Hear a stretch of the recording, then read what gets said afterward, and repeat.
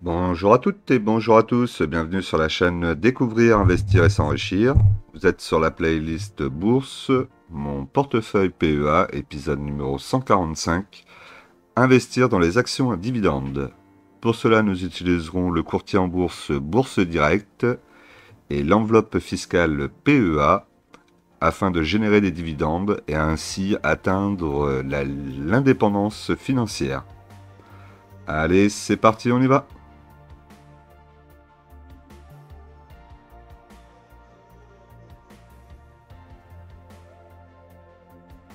Alors, au sommaire, nous aurons donc la situation du CAC 40, le point PEA première partie, le point PEA deuxième partie, le tableau des dividendes et l'évolution du portefeuille. Restez bien jusqu'au bout, vous allez voir qu'il y a une nouvelle action qui est rentrée dans le portefeuille et au niveau de l'évolution du portefeuille, je vous ai mis plutôt mon tableau que vous aimez bien habituellement regarder avec l'évolution depuis le début que j'ai commencé. Donc restez bien jusqu'au bout. Mais comme d'habitude, je vous rappelle que l'investissement en bourse peut provoquer une perte partielle ou totale de votre capital. Vous ne devez en aucun cas copier ou reproduire mes prises de position. Je ne suis pas un conseiller financier, mais un particulier qui investit en bourse à titre personnel.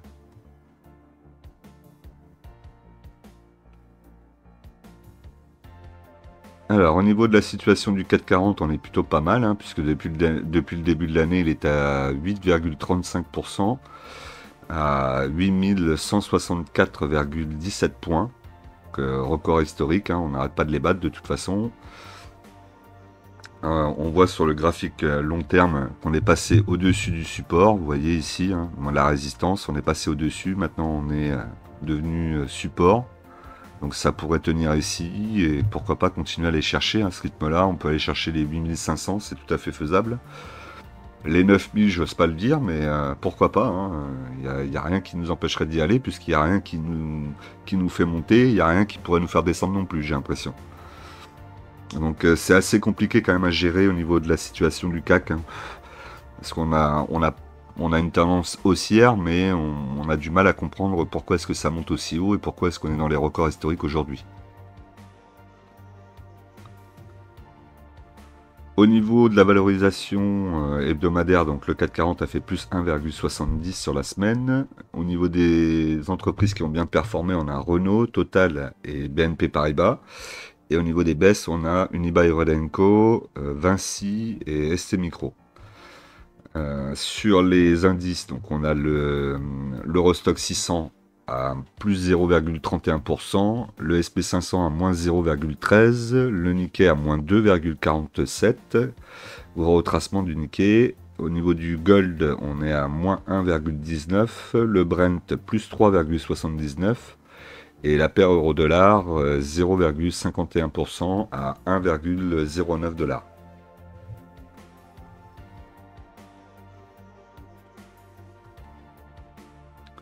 Alors, au niveau de mon portefeuille, comme d'habitude, on va regarder donc de la plus grosse valorisation à la plus petite valorisation. Donc la plus grosse étant toujours Euronext.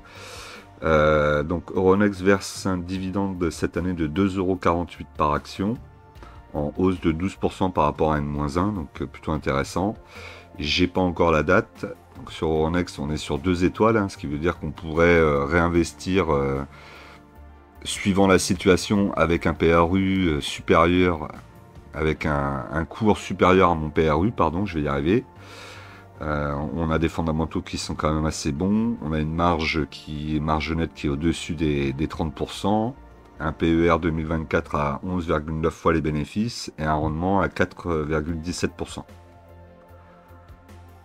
Au niveau de ma situation du portefeuille, j'ai 40 unités, j'ai un PRU à 77,01 et une plus-value latente actuelle de plus 12,31%. On voit que sur la map performance, on est dans le vert partout. Et sur la semaine, on est à plus 2,13%. Au niveau du graphique, on est passé au-dessus d'une résistance qui est devenue support. On est venu la tester avec une petite mèche pour le moment. Donc on va être dans ce petit passage entre le support et la résistance au-dessus. Il n'y a pas grand chose à dire, si ce n'est que ça peut continuer à monter, aller chercher cette résistance aux alentours des 80, 87, 88. Ensuite, Score. Donc Score, je n'ai pas encore les informations concernant le dividende. En tout cas, on sait que le dividende est généralement versé en fin mai, début juin. On est sur 2 étoiles, parce qu'on a quand même une société qui est intéressante, de par son rendement du dividende. Vous voyez, un rendement de dividende 2024 qui est à 6,84%, donc plutôt pas mal. Après, on a 2 étoiles. On fera quand même plus attention que pour Euronext au niveau du dossier. Et il faudra vraiment que les situations soient très bonnes pour réinvestir. Moi, aujourd'hui, ma ligne est faite. En principe, je devrais plus réinvestir dessus. J'ai un PRU aux alentours de 17 euros. Je suis plutôt bien positionné dessus. Je pense pas que je reprendrai. J'ai une 100 unités. Ça devrait me suffire. Mais si vous voulez réinvestir, si vous voulez rentrer sur le dossier, voilà, on est sur 2 étoiles, c'est qualitatif, mais pas super qualitatif. Et donc là, c'est à vous de voir si vous voulez réinvestir sur l'action avec un cours qui est plus haut que votre PRU, par exemple. Au niveau donc de ma plus-value latente, je suis à 74,57% de plus-value latente. Donc vraiment très très bien. Sur la journée de vendredi, plus 4,29 et sur la semaine, plus 7,23. Forcément, c'est plutôt intéressant pour moi. Au niveau du graphique, on voit donc qu'on est en train de travailler la résistance qui se trouve aux alentours des 30 euros. On essaie de passer au-dessus, de la faire tenir pour qu'elle devienne support et qu'on puisse continuer à monter tranquillement et sereinement au-delà des 30, au-delà des 32 même. Donc là, pour le moment, c'est plutôt pas mal.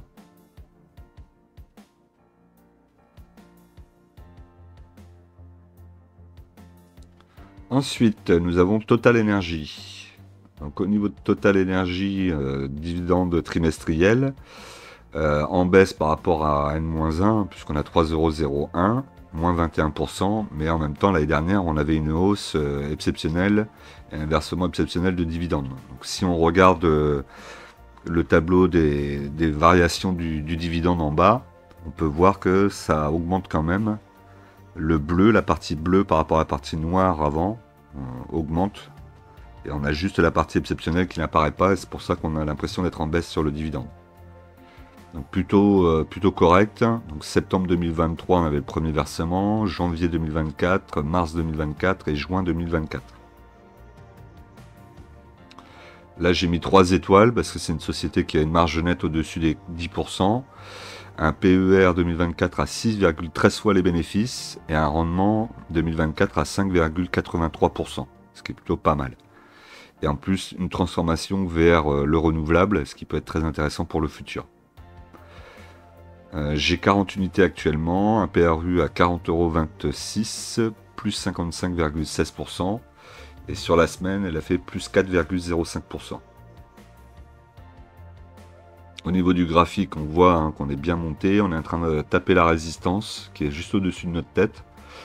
Donc il faudra attendre de voir si elle casse cette résistance pour pourquoi pas aller chercher du 80 € plus tard. Mais ça va surtout être lié au pétrole pour le moment. Et on pourra vraiment voir la société qui a vraiment évolué vers le renouvelable lorsqu'elle sera moins liée au pétrole. Ensuite, Kering. Donc, au niveau de Kering, ça tangue. On sent qu'elle a envie d'aller chercher les 450, mais pour le moment, elle a du mal. Le dividende donc, est de 14 € pour cette année. Donc, stable par rapport à N-1, mais c'est normal, sa situation. Il faut d'abord qu'elle relance un peu la société avant de verser des dividendes en augmentation. Donc, ça me paraît assez cohérent d'ailleurs de leur part. Il est versé en 2 fois.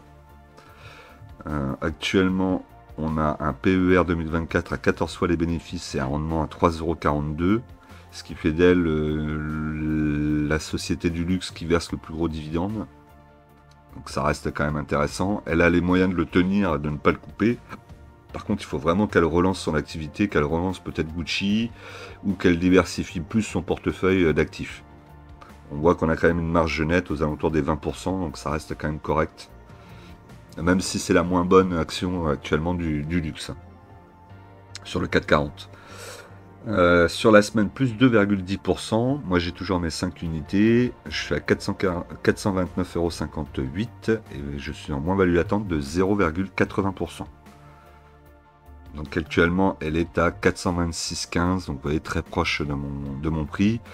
La seule chose, il faut qu'elle aille travailler cette résistance au-dessus, qu'il attend aux alentours des 475.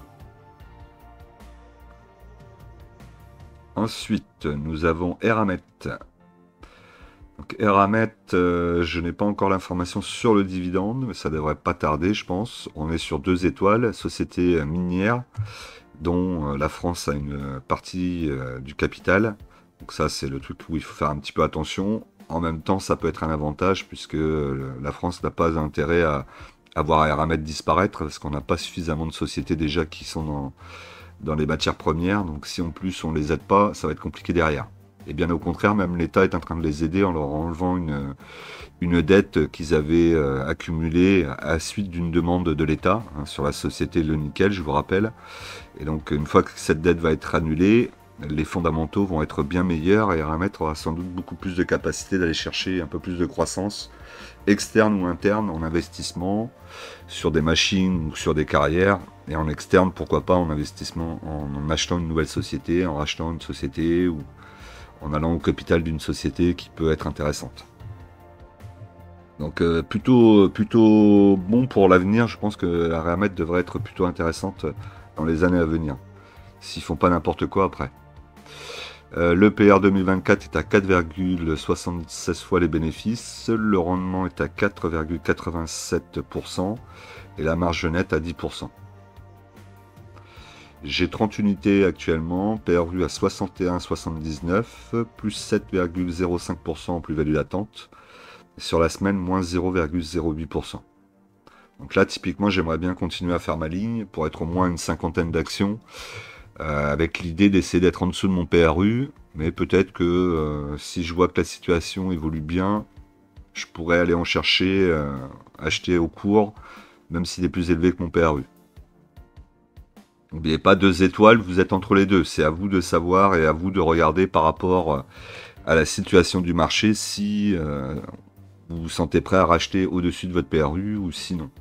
Quand vous avez une étoile, c'est sûr que vous devez acheter en dessous de votre PRU, en tout cas pour moi. Et lorsque vous avez 3 étoiles, vous pouvez faire comme vous voulez, il n'y a pas besoin de se poser de questions. Au niveau du graphique, on est remonté au-dessus de la résistance qui est devenue support, donc ça c'est plutôt bien. On a la moyenne mobile 50 périodes qui arrive aussi, donc il faudrait la traverser. Et on va avoir très très vite la moyenne mobile 20 périodes aussi qui va arriver à 76,41. Donc ce serait bien qu'on casse ce biseau là, vous voyez, avec la résistance en pointillé rouge et le support vert, et qu'on sorte par le haut. Et pourquoi pas aller rechercher les 100 €, ça serait pas mal. Danone. Donc Danone continue le travail sur son portefeuille. Au contraire de Nestlé qui a un portefeuille d'actifs avec des produits qui ne sont pas forcément très bien valorisés et pas très bio, on va dire, ou en tout cas pas très sains pour la santé. Donc il va falloir qu'il travaille dessus. Danone a déjà fait une partie de ce travail et continue. Elle est en train de transformer son portefeuille d'actifs en mettant de plus en plus de valeurs un peu plus saines, on va dire, pour la santé. Donc tout ça a l'air d'être plutôt bien accepté par le marché. On va voir après par la suite comment ça va se passer, parce que c'est bien de rentrer des valeurs un peu plus saines, mais après il faut aussi que les chiffres tombent derrière, et qu'il y ait de la marge et de la croissance. Donc on va voir, peut-être que Danone va se relancer et va arrêter d'être dans un ventre mou, et peut-être avec un nouveau portefeuille d'actifs plus sain pour la santé, peut-être ça va l'aider à reprendre de la croissance. On va voir. En tout cas, pour le moment, j'ai pas les informations sur le dividende. Donc, on est sur 2 étoiles. C'est selon le mouvement et selon votre ressenti par rapport à la société, vous pouvez ou pas acheter au-dessus de votre PRU. Au niveau du PER 2024, on est à 16,2 fois le bénéfice et le rendement est à 3,81%. Et vous voyez que la marge nette est à 8%. On n'est pas très, très loin des 10%, ce qui pourrait être vraiment beaucoup mieux. J'ai 30 unités PRU à 51,92, valorisation de plus 14,79% en plus-value latente évidemment. Sur la semaine, plus 1,45%. Au niveau du graphique, on est toujours en train de travailler entre la résistance et le support, vous voyez qui est en train de s'ouvrir. Donc pour le moment, si vous voulez rentrer, attendez encore un petit peu de voir ce qu'elle va faire, si elle recasse le support pour redescendre un petit peu plus bas, ou si elle continue à monter. LVMH. Donc évidemment, LVMH, on est sur 3 étoiles, hein, vous pourriez presque acheter les yeux fermés.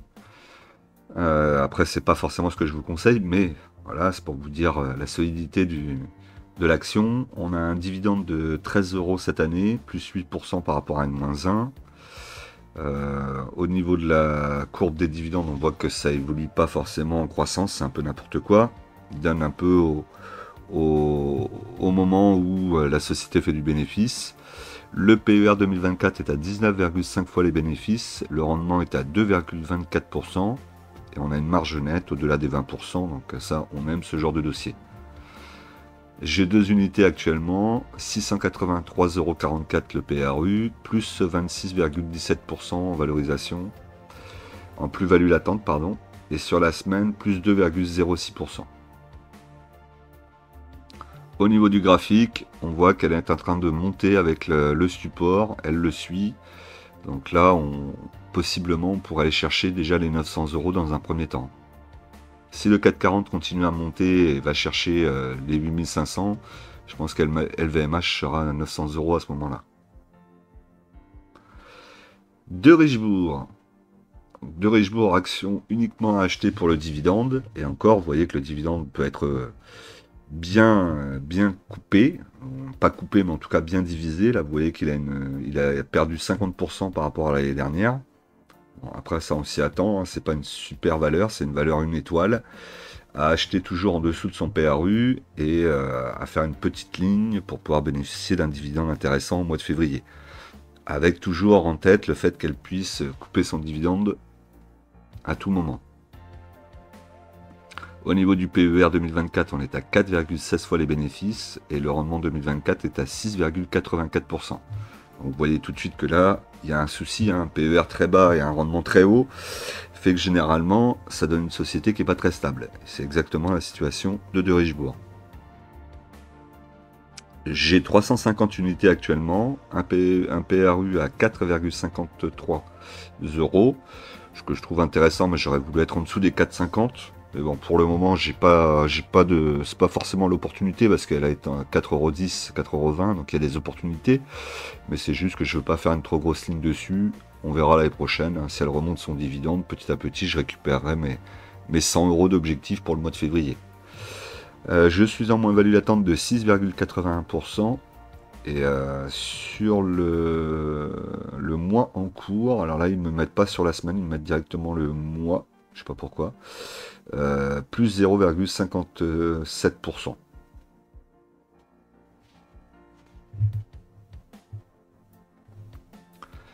Au niveau du graphique, vous voyez qu'elle est revenue se poser sur le support. Donc on est vraiment sur des plus bas. Ce qui peut se passer, c'est qu'elle casse le support, qu'elle aille chercher vers les 3 €. Ce qui serait pas forcément une très bonne nouvelle. Il vaut mieux qu'elle reste sur ce support pour le moment, qu'elle retrace, qu'elle remonte un peu petit à petit la pente, qu'elle se remette dans une tendance haussière.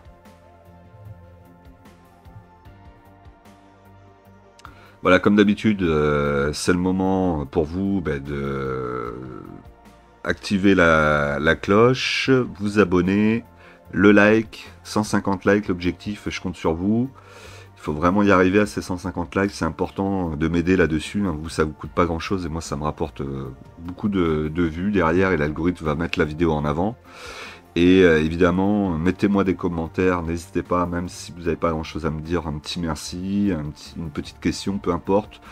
Vous pouvez me poser des questions aussi si vous voulez qu'on en discute mercredi soir dans le live. N'hésitez pas, c'est le moment aussi. Vraiment, je compte sur vous pour participer et être acteur. Là, c'est le moment où vous devez être acteur, donc faites-le, c'est très important pour moi. Toujours comme d'habitude, mon code de parrainage si vous voulez vous inscrire sur la plateforme Bourse Direct. Après, vous avez tous mes liens de parrainage qui sont aussi dans la description, hein. Et évidemment, si vous voulez continuer, ou même si vous voulez commencer à apprendre la bourse et vous éduquer à la bourse, n'hésitez pas à aller voir ma bibliothèque de livres. Je rajoute énormément de livres régulièrement. Là, vous avez 2 nouveaux livres qui ont été rajoutés. Et vous avez en tout pratiquement 90 à 100 livres disponibles sur la bibliothèque. Donc si vous ne trouvez pas votre bonheur, c'est quelque chose que je ne comprends pas. D'ailleurs, j'en profite pour remercier tous ceux qui utilisent mes liens pour aller chercher des livres ou pour vous inscrire sur les différentes plateformes, XTB. J'ai même des gens qui ont utilisé mon lien pour System.io. Donc vraiment, je vous remercie. C'est très sympa de votre confiance. Dans tous les cas, sachez que lorsque je vous propose des liens, c'est des liens que j'utilise, c'est des plateformes que j'utilise sur lesquelles j'investis. Donc je ne vous propose pas de liens pour proposer des liens, c'est parce que je les utilise moi-même et que j'ai confiance en elles. Voilà, et donc là ici vous avez les autres liens si vous voulez, XTB et les autres. Ensuite, sur la suite, donc on a Rubis. Donc Rubis est en train de bien se reprendre. C'est plutôt très très bien. Pour le moment, j'ai pas le dividende pour l'année 2024. En tout cas, je suis assez content de ce que j'entends. Vous voyez que le dividende est en progression, donc il y a forte chance qu'il soit aussi en progression pour l'année 2024. On saura ça plus tard. On a un PER 2024 à 6,30 fois les bénéfices et un rendement à 9,93%. Là, c'est le rendement qui me gêne. Je trouve qu'il est beaucoup trop élevé. Il devrait le baisser, parce qu'à un moment, il va y avoir un problème. Si on continue à garder l'action Rubis pendant 20 ou 30 ans, on va se retrouver avec des rendements à 15 ou 20%, ce qui n'existe pas. Donc, il va falloir quand même qu'à un moment, il fasse quelque chose par rapport à ça. On aura forcément un rendement en baisse du dividende à un moment ou à un autre. Après, la société peut reprendre de la valeur. Elle a de quoi faire, hein, elle a de la marge. Donc ça peut être aussi là-dessus que le rendement peut augmenter. Pour le moment, j'ai 50 unités, PRU à 22,53, plus-value latente de 19,84%, et sur la semaine, moins 0,37%. Si on regarde sur le graphique, elle est en train de travailler la moyenne mobile 50 périodes à 26,18, et essaie de passer au-dessus durablement. En quel cas, ça pourrait être pas mal parce qu'elle va aller chercher après la résistance aux alentours des 35 €. Et là, c'est vraiment très très bien ce qu'on voit pour le moment. Il faut qu'elle continue comme ça, hein. On a un beau petit retournement. Ça a l'air de bien pousser, c'est bien vert. Donc pourvu que ça dure. Air Liquide. Donc Air Liquide 3 étoiles évidemment. Vous pourriez presque acheter quand vous voulez. Même si il y a quand même un peu de cohérence à garder. On va peut-être pas acheter au moment où c'est le plus haut. Là, pour le moment, on est le plus haut. On attend un retracement pour essayer de re-rentrer sur le dossier. Sur cette année, donc, on a un dividende de 3,20 € en augmentation de 8% par rapport à N-1. Plutôt pas mal. On est dans l'année aussi où ils vont donner une action gratuite. Ils vont donner aussi les 10% de plus sur le dividende pour ceux qui sont au nominatif. Donc plutôt pas mal, et c'est aussi cette année qu'il faut avoir ces 10 actions si on veut pouvoir profiter de l'action gratuite, et au nominatif si on veut profiter des 10% de plus sur le versement du dividende. Pour l'année 2027, du coup 26 pour l'année 2026. Donc pensez-y. Après, faites attention de ne pas rentrer non plus sur des prix trop hauts au niveau d'Air Liquide alors qu'on l'est déjà assez haut. PER 2024 à 21,7 fois les bénéfices et un rendement à 2,19%. Donc j'ai 6 unités, il m'en manque 4. Le PER est à 147,12, plus-value latente de 32,63%. Et sur la semaine, plus 0,76%. Quand on regarde donc le graphique, je vous rappelle que tous les graphiques sont en logarithmique, hein. Je ne l'ai pas dit au début de la vidéo, mais je vous le dis, on est sur du logarithmique à chaque fois, on n'est pas sur du linéaire. Donc ça peut peut-être vous sembler différent des graphiques que vous avez l'habitude de voir, mais au final, vous voyez que Air Liquide n'a fait que monter depuis des années, et elle n'est pas près de se retourner, hein, visiblement. Vinci. Vinci verse un dividende cette année de 4,50 centimes par action, plus 12% par rapport à N-1. On est sur du 3 étoiles évidemment, hein. C'est un bon dossier pour les dividendes. Après, ça reste toujours très cher en ce moment. Au niveau de la marge nette, donc vous voyez qu'on est aux alentours de 8%. On a un PER 2024 à 12,4 fois les bénéfices et un rendement 2024 à 4,46%. J'ai 10 unités, un PRU à 97, plus 44,49%. Et vous voyez que ce PRU, en fait, est tellement bas qu'il me bloque pour acheter de nouvelles actions Vinci. Donc je vais quand même en racheter et je vais accepter de faire monter mon PRU parce qu'il y a un moment, ça n'a pas de sens de garder une action où même si le PRU est très bas, en avoir si peu, je profite pas suffisamment de la puissance de la société. Donc c'est dommage. Sur la semaine, moins 1,30%. Et c'est toujours pas une opportunité d'achat. On est à 117 €. Moi, j'attends au moins en dessous des 110 dans un premier temps. Après, on verra. Ensuite, Schneider Electric, un peu la même que Air Liquide, hein. Pour le moment, je ne connais pas encore le dividende, mais ça augmente d'année en année. On a une belle croissance là sur Schneider. On a 3 étoiles évidemment. On a un PER 2024 à 20 fois les bénéfices et un rendement 2024 à 2,31%.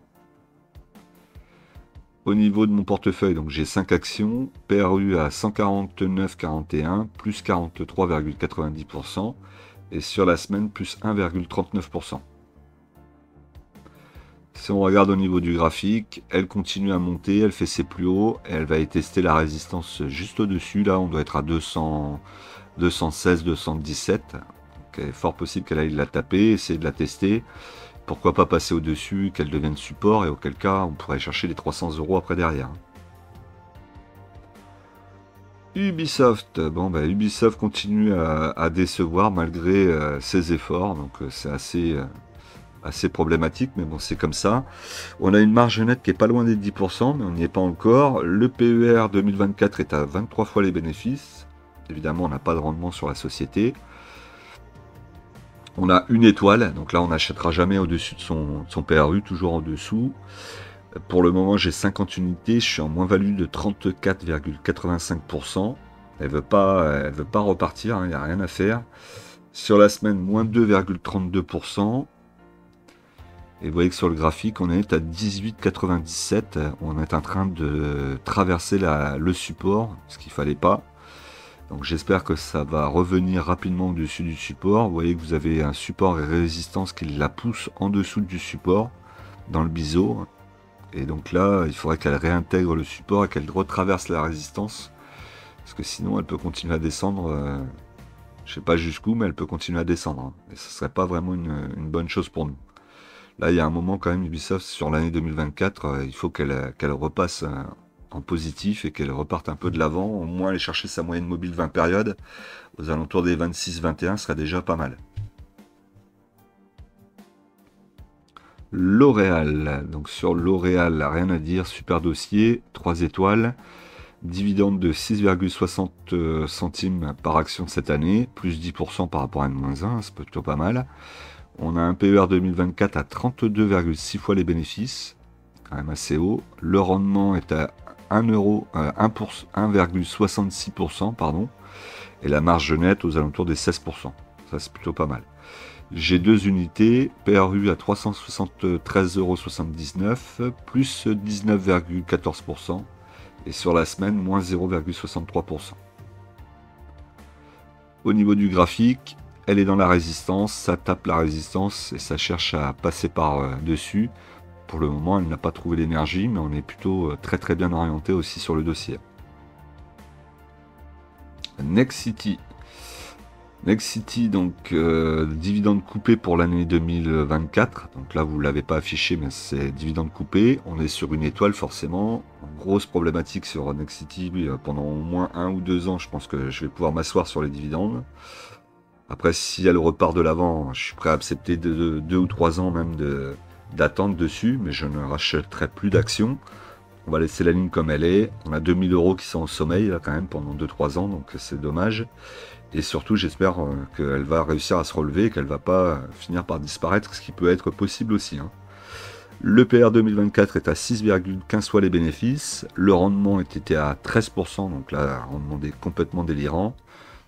Donc sans doute que le rendement, quand il reviendra, on reviendra sur un rendement un peu plus dans la norme, aux alentours de 4-5%, ça serait déjà pas mal. Sachant que c'est quand même une société immobilière, hein, donc si elle nous verse un rendement sur dividende de 0, quelque chose, bon, ça serait un peu aucun sens. Donc j'ai mes 100 actions, vous voyez, un PRU à 21,62, donc maintenant je suis bloqué, on est bloqué, on y reste et on va attendre, et croiser les doigts. Après, si vous avez un portefeuille qui est suffisamment équilibré, vous pouvez accepter certaines valeurs qui sont en forte chute, qui vont être rattrapées par les autres valeurs du portefeuille, hein. C'est aussi ça qui est comme ça qui fonctionne le portefeuille. Vous ne pouvez pas être sur toutes vos valeurs à 100% partout, c'est pas possible. Il y a forcément quelques valeurs qui seront en baisse, à moins que vous ayez tenté et que vous ayez fait un portefeuille avec 4 ou 5 ou 6 actions maximum et que vous ayez choisi que les grosses actions du CAC 40 et terminé. Là, en l'occurrence, moi j'ai fait quelques paris, certains payants, certains pas. Sur la semaine, moins 11,03%. Autant vous dire que la semaine, elle a fait très mal. Sur le mois, moins 39,68%. Bon, c'est catastrophique. Vous voyez le graphique, on a chuté, on a cassé le support en pointillé vert, aux alentours des 10 euros. Et là, on continue, on descend, on descend. Le couteau tombe, donc laissez-le tomber. Vous voyez que c'est arrivé aussi en 2008-2009. On avait une belle chute, hein. On est redescendu jusqu'à presque 2 euros, hein, quand même, mine de rien, c'est assez fort. Donc, je sais pas si là, on va redescendre aussi bas, mais si on redescend aussi bas des 2 euros, là, ça va quand même être problématique. Et à 2 euros, je vous cache pas, peut-être que j'en reprendrai une centaine, histoire de vraiment faire baisser le BRU. Et après, on verra, mais à 2 euros, je veux dire, là, c'est vraiment un peu le qui tout double pour savoir si ça va repartir ou pas, hein. Alstom.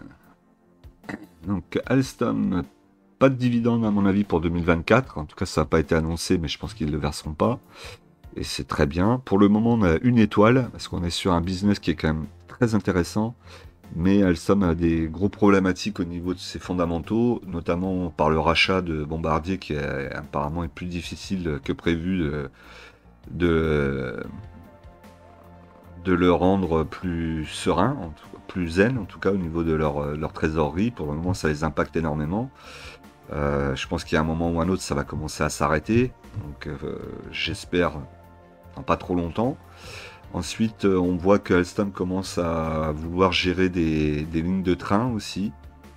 Pourquoi pas, ça peut être intéressant pour eux, si c'est rentable évidemment. Là, ils veulent le faire en Angleterre, a priori, ils vont gérer une ligne de train complète. Donc pourquoi pas?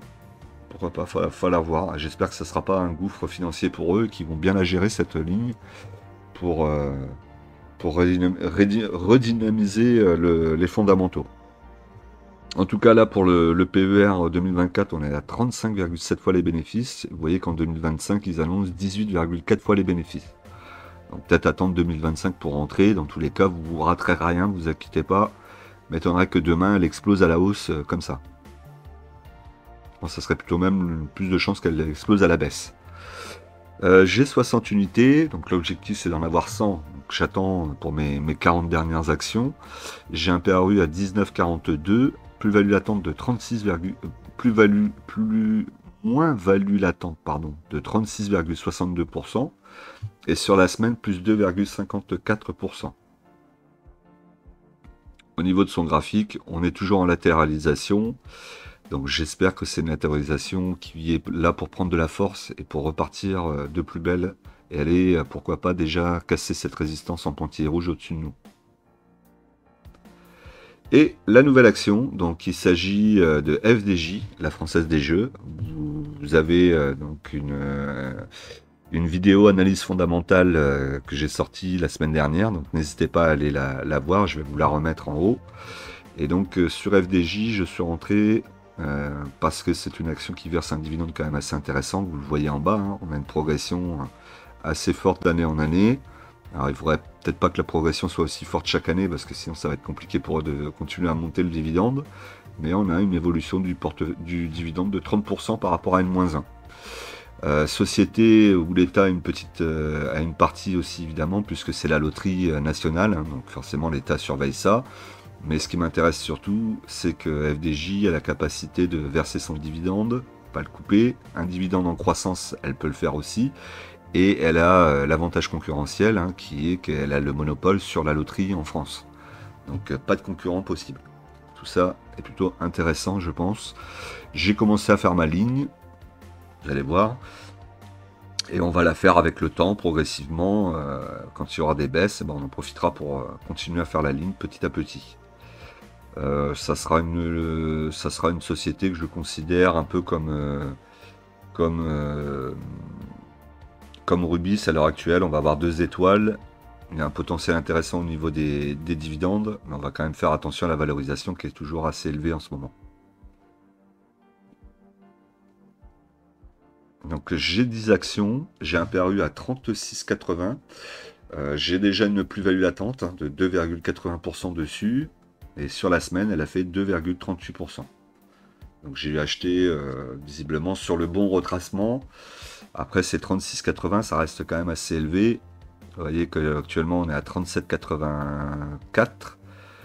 Vous avez la moyenne mobile 20 périodes qui est à 34,78. Donc possiblement on pourrait déjà aller chercher la moyenne mobile 20 périodes pour un retracement.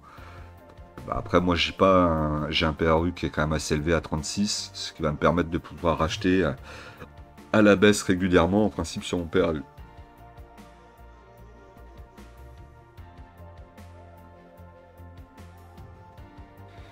Alors au niveau du tableau des dividendes, donc vous voyez l'achat de la Française des Jeux, hein, donc j'ai fait le 703, 36,60 j'ai acheté, et après bien sûr vous avez les frais, donc 1,10 €. Au niveau du tableau de dividendes, donc vous avez FDJ qui est rentré ici, 10 actions, 36,80. Le versement du dividende est au mois de mai, 1,81 € en principe par action, 4,90. On verra. Et vous voyez au-dessus ici Nexity qui est en rouge pour le mois de mai, puisqu'il ne verse plus de dividendes, et la valeur que j'ai perdue pour cette année, 125 € de Nexity, que j'avais eu l'année dernière. En principe, j'aurais dû avoir plus cette année puisque j'avais plus d'actions. Bon, c'est comme ça. Je vous laisse regarder vite fait. N'hésitez pas à faire pause pour bien regarder.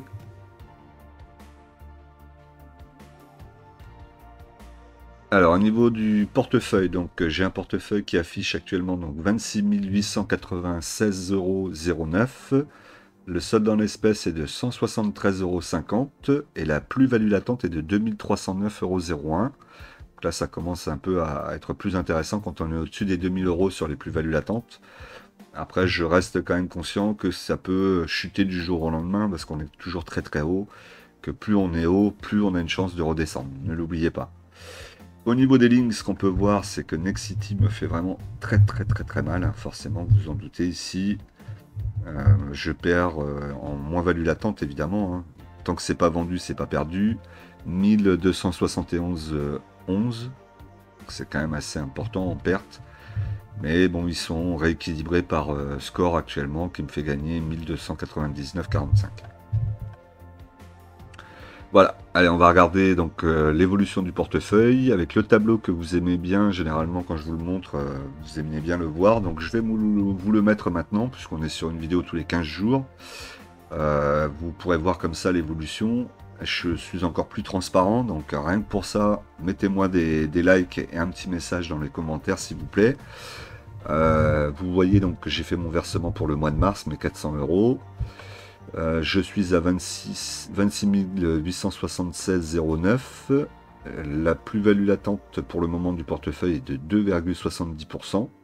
Mon objectif est de 7% par an, donc là j'en suis plus très loin. Et mon objectif de valeur de portefeuille pour cette année devrait arriver à 32 486. Donc là, on n'y est pas encore, mais bon, on va s'y approcher tranquillement. Vous voyez que depuis le début de l'année, j'ai versé 1200 euros et que mon investissement total depuis que je suis sur mon PEA est de 21 650 euros. Ici, vous pouvez voir à chaque fois les objectifs que j'avais par rapport à la valeur de mon portefeuille. Bon, là, c'est la première année, c'était plus facile de battre l'objectif. Pour la deuxième année, j'avais 13 909, j'ai fait 14 900. C'était plutôt pas mal. La troisième année, j'ai fait 17 820 pour 19 687. Là, j'avais perdu un peu, mais j'ai rattrapé sur l'année 2023, 24 992 pour 25 906. Donc j'espère que sur l'année 2024, je vais rattraper et que je vais revenir à mes objectifs de valeur de portefeuille. Donc cette valeur de portefeuille, c'est celle que vous voyez au tout début de ma vidéo sur l'évolution de mon portefeuille dans les années à venir. Et ici, donc, vous avez la performance du CAC 40 pour l'année 2020, donc 7,14, 29% en 2021, moins 9,50 en 2022, 2023, 16,52%. Voilà. Et ainsi que tous les versements que j'ai faits et les dividendes que j'ai touchés par an. Donc on voit que les dividendes augmentent. Cette année 2024, objectif, ça serait d'être au moins 1000 euros de dividendes. Voilà, donc n'hésitez pas à me mettre des petits messages et des likes, hein, ça mérite, je suis de plus en plus transparent avec vous, je vous en montre de plus en plus, donc récompensez-moi au moins par rapport à ça. Voilà, c'était tout pour moi, n'oublie pas qu'en investissement, les impatients payent pour les patients, nous on se retrouve tout de suite dans une nouvelle vidéo.